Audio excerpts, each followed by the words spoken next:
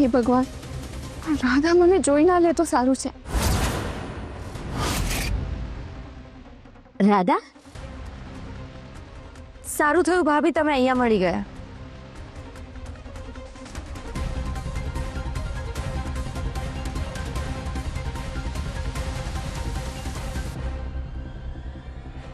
શું થયું રાધા? કંઈ નહીં. સારું, તું વહેલી આવજે.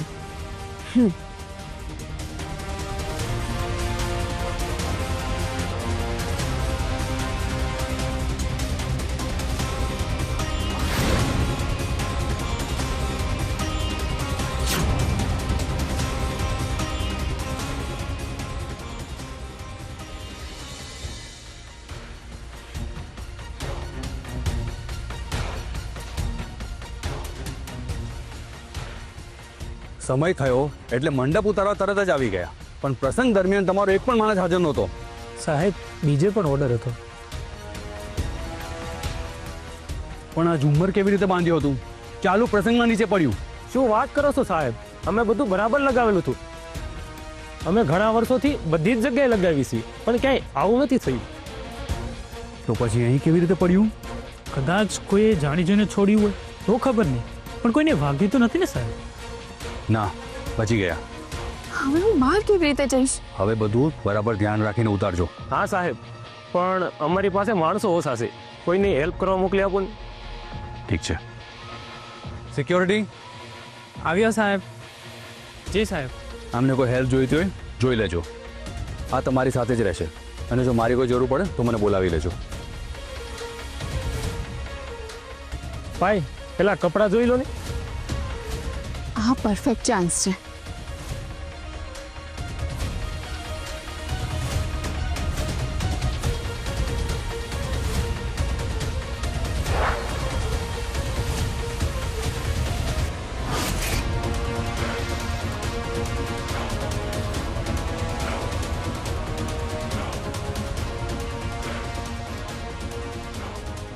હવે આ શું કામ આવ્યો હશે?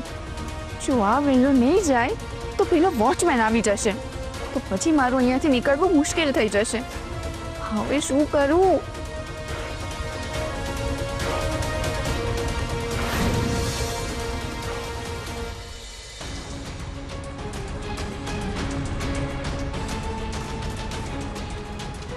હવે રસ્તો ક્લિયર છે. કોઈ આવે પહેલા મારે અહીંયાથી ભાગી જવું પડશે.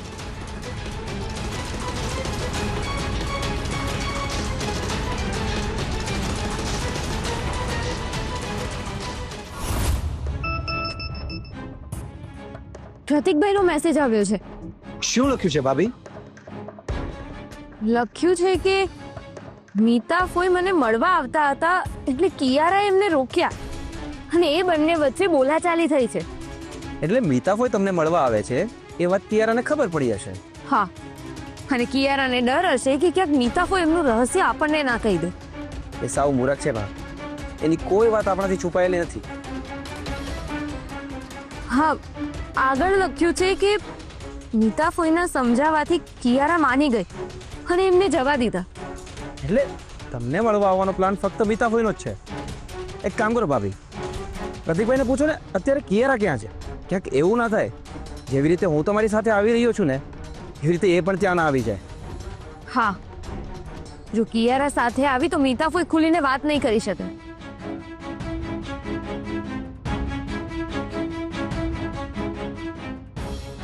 ચલો, સારું છે, કિયારા ઘરે જ છે.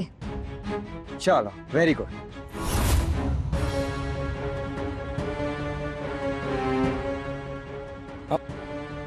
ત્યાં ઊભા છે. બાઇક બંધ કરો. કોઈ દેખાતું નથી ભાભી. તમે જાઓ, હું આસપાસ જ હોઈશ. Don't worry.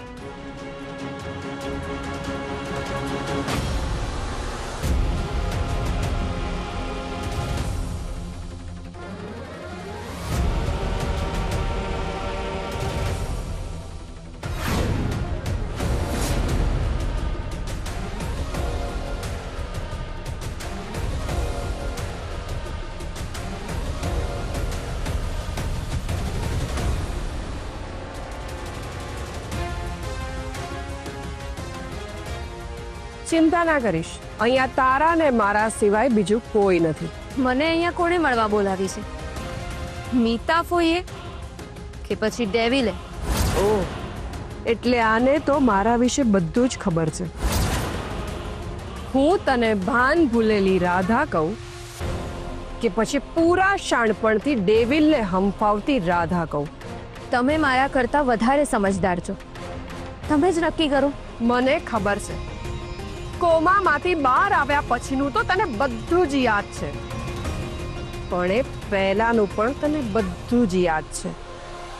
ખાલી ભૂલાઈ ગયું છે એવું નાટક કરી રહી છે. એકદમ સાચું કહ્યું. મને ખબર જ હતી કોઈ મને ઓળખે કે ના ઓળખે, પણ મીતા ફોઈ ઉર્ફે ડેવિલ તો મને ઓળખી જ જશે. જો તમને મારી હકીકત ખબર છે તો તમને એ પણ ખબર હશે કે તમારા અને કિયારાના સાથે મળીને બનાવેલા બધા જ પ્લાન ફેલ કેમ થયા. હવે મને સમજાય છે. આટલું પ્રિકોશન રાખ્યા પછી પણ મિલી મારી દીકરી છે એ હું તારાથી છુપાવી ના શકી. તમે ભલે ના કહ્યું હોય ફોઈ, પણ ડગલે ને પગલે તમારી આંખો ચાડી ખાતી હતી. એક માની મમતા તમારી આંખોમાંથી છલકાતી હતી. હું સમજતી હતી એના કરતાં તું વધારે હોશિયાર નીકળી. આજ સુધી હું દુનિયા સામે જીતતી આવી છું, પણ આજે તે મારી દીકરીનો જીવ બચાવી એને જીવનદાન આપી મારામાં રહેલા ડેવિલને હરાવ્યો છે. એટલે હવે મને એવું લાગે છે કે તે મારી દીકરીનો જીવ બચાવ્યો એટલે તે તારા બાપનો જીવ બચાવી લીધો. મારા પપ્પાએ તમને નાની બહેનની જેમ નહીં પણ પોતાની દીકરીની જેમ રાખ્યા છે. તેમ છતાં પણ તમે આવું બધું શું કામ કર્યું? એક સમજદાર અને લાગણીશીલ બહેન મીતામાંથી ડેવિલ શું કામ બની?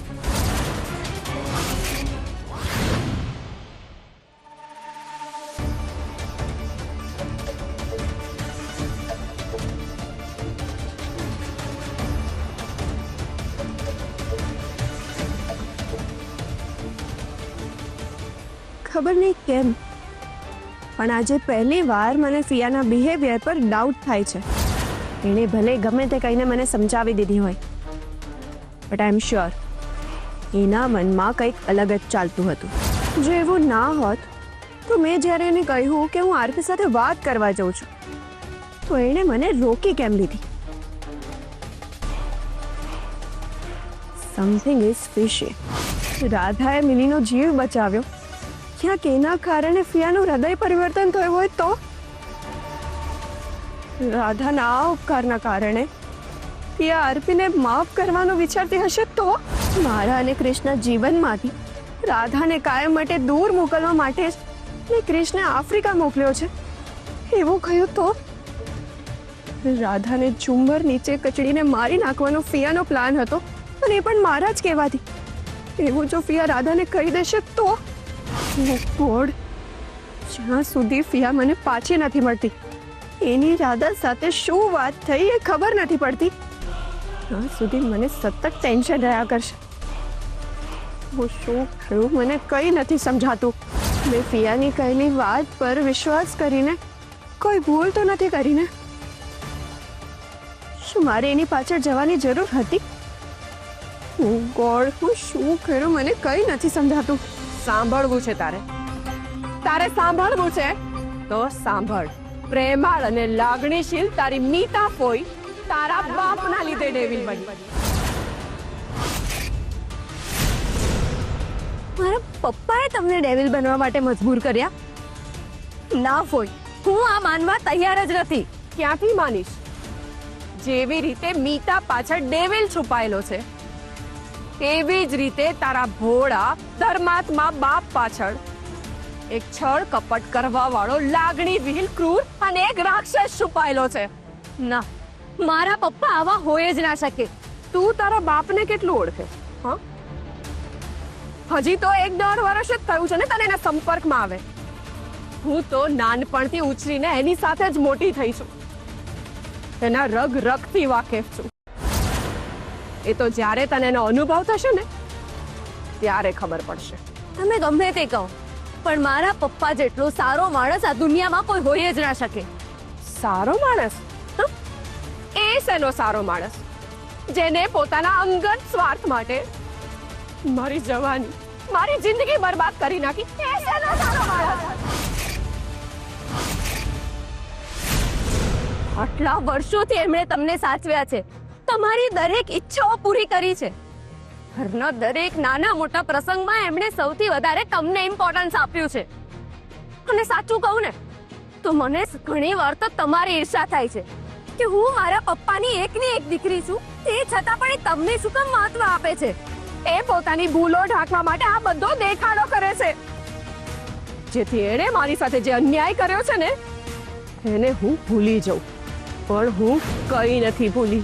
એણે પોતાના અંગત સ્વાર્થ માટે મારા સપનાઓને એના પગ નીચે કચડી નાખ્યા. તે જ તારા ધર્માત્મા બાપે. એણે મારી આખી જિંદગી બરબાદ કરી રાખી. અરે એ શું કામ પોતાની સગી બહેનની જિંદગી બરબાદ કરે? મેં તને કહ્યું તો ખરા, પોતાના અંગત સ્વાર્થ માટે. મને એક વાત કે રાધા, તું કૃષ્ણ કેટલો પ્રેમ કરે છે? મારા જીવથી પણ વધારે. તું એના વગર આખી જિંદગી રહેવાનો વિચાર કરી શકે? ના, સપનામાં પણ નહીં. હું મારા ક્રિશ વગર એક દિવસ પણ જીવવાનું વિચારી નથી શકતી. જો કોઈ તમારા પ્રેમનો દુશ્મન બની તમને બંનેને એકબીજાથી દૂર કરવાનું વિચારે તો અમારા પ્રેમ વચ્ચે જો કોઈ આવે તો હું એને જીવતો ના છોડું. તું તારા ક્રિશ માટે શું કરી શકે છે? મારો જીવ પણ આપી શકું છું. કોઈ તારા ક્રિશને તારી પાસેથી છીનવી લેતો તો શું કરે? તો હું એને બરબાદ કરી નાખું. બસ હું પણ આ જ કરી રહી છું. મિલી, મિલી, ક્યાં છે મિલી તું? હું તારા માટે જ્યુસ લાવી છું. લાગે છે વોશરૂમમાં હશે. મિલી, અહીંયા જ્યુસ મૂક્યું છે, પી લેજે.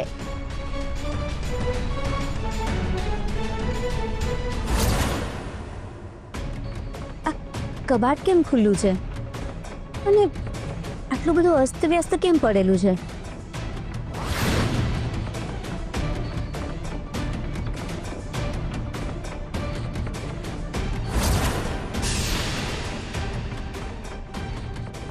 મિલી, મિલી,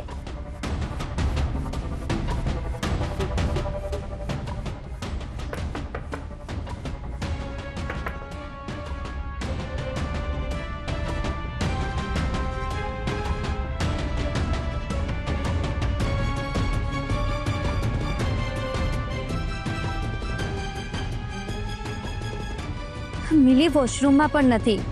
મીતાફોઈ પણ ક્યાંય નથી દેખાતા અને એમનો બધો સામાન પણ ગાયબ છે.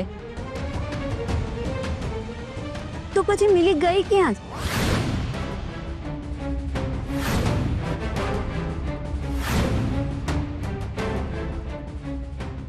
મમ્મી પણ ખરા છે. આવા તડકામાં આટલો બધો સામાન લઈને ઘરેથી નીકળી જવાનું કહ્યું, પણ ક્યાં જવાનું છે એ હજુ સુધી નથી કહ્યું. ના ના, ફોન નથી કરવો, પછી ગુસ્સે થશે. હવે રાહ જોયા સિવાય કોઈ ઓપ્શન નથી.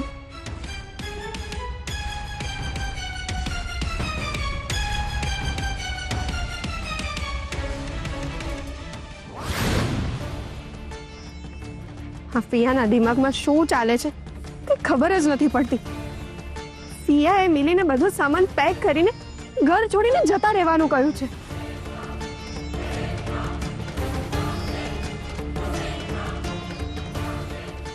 ક્યાં જવું કંઈ સમજાતું નથી. એકવાર ફોન કરીને, ના ના, મેસેજ કરીને પૂછી જોઉં છું કે ક્યાં જવાનું છે. હા,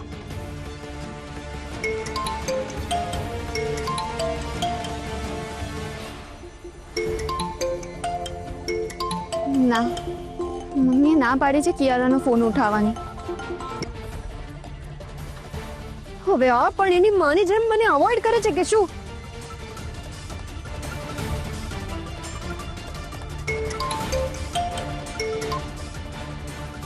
લાગે છે આ સીધી રીતે નહીં માને.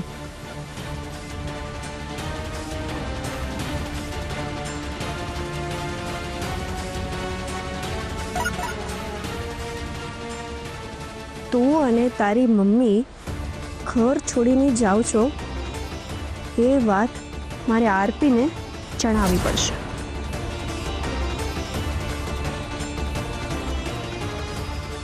હે ભગવાન, હવે શું કરું?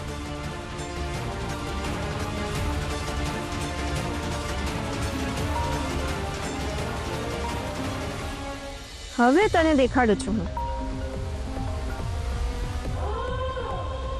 હવે અમારો ફોન કેમ નથી ઉપાડતી? હે ભગવાન, આનો ગુસ્સો આવે તો એ સાચે આરપીને કહી દેશે.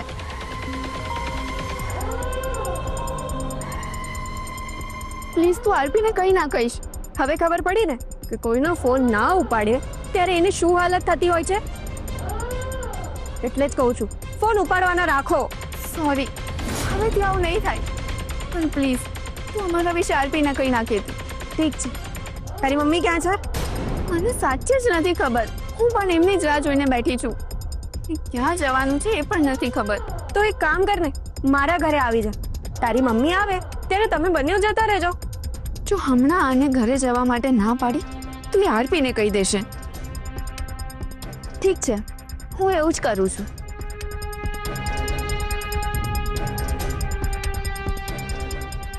તારી દીકરી મારા કબજામાં હશે ને ત્યારે જ તું મારા કંટ્રોલમાં રહીને મારા કામ કરીશ પિયા. તું જો ડેવિલ છે ને તો હું પણ કિયારા છું, કિયારા. એટલે શું માણસ નથી? મને કોઈને પ્રેમ કરવાનો અધિકાર નથી? કોઈને પ્રેમ કરવો એ ગુનો છે? ના, જરાય નહીં. પણ તારા બાપ માટે એ ગુનો છે. એટલે તમે કોઈને પ્રેમ કરતા હતા? હા, મેં પ્રેમ કરવાની ભૂલ કરી. એની સજા હું આખી જિંદગી ભોગવી રહી છું. એ સમયે મને કોઈએ સાથ ના આપ્યો, તારી મમ્મીએ પણ નહીં. એક સ્ત્રી હોવા છતાં એ પણ મારી લાગણી ના સમજી શક્યા. પણ મમ્મી એવા નથી. હું જાણું છું એ એવા નથી, પણ તારા બાપ સામે એ મજબૂર હતા. તારા બાપના સ્વાર્થ આગળ કોઈનું ના ચાલે. પ્રેમ કરીને હું એકલી પડી ગઈ, સાવ એકલી. શું હું જાણી શકું કે એ કોણ છે જેને તમે સૌથી વધારે પ્રેમ કરો છો? ધનરાજ.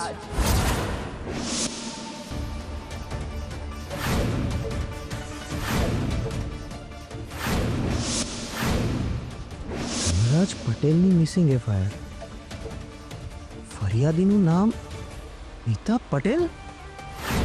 પણ આ અપહરણ જેનું થયું છે એ ધનરાજ પટેલ છે કોણ? એક સામાન્ય માણસ હતો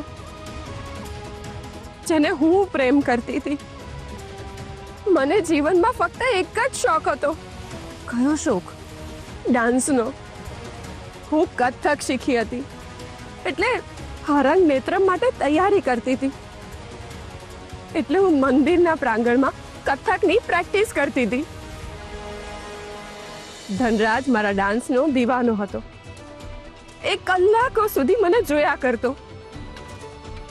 આમ ને આમ અમે એકબીજાની નજીક આવ્યા, એકબીજાને પ્રેમ કરવા લાગ્યા. ચોરી છુપેથી એકબીજાને મળતા હતા, એકબીજા સાથે જિંદગી જીવવાના સપના જોવા લાગ્યા. પણ તારા બાપને અમારો પ્રેમ પસંદ નહોતો, એટલે અમારે તારા બાપની ઉપર વટચઈને એની જાણ બહાર લગ્ન કરવા પડ્યા. થોડી વાર આડા પડ્યા તો સારું લાગ્યું નહીં? હા, આપણને તો આરામ મળી ગયો, પણ છોકરાઓ હજી કામે લાગેલા છે. અને રશ્મિબેન, એક વાત તો કહેવી પડે. હા, ઝુમ્મરની ઘટના સિવાય બાકી બધું જ સારું રહ્યું. હા, માતાજીની કૃપાથી કોઈને કંઈ થયું નથી એટલે સારું છે. અરે હા, પ્રસંગ પત્યા પછી મીતા અને મિલી બંનેમાંથી કોઈ દેખાયું નથી. લાગે છે બંને એમના રૂમમાં આરામ કરતા હશે.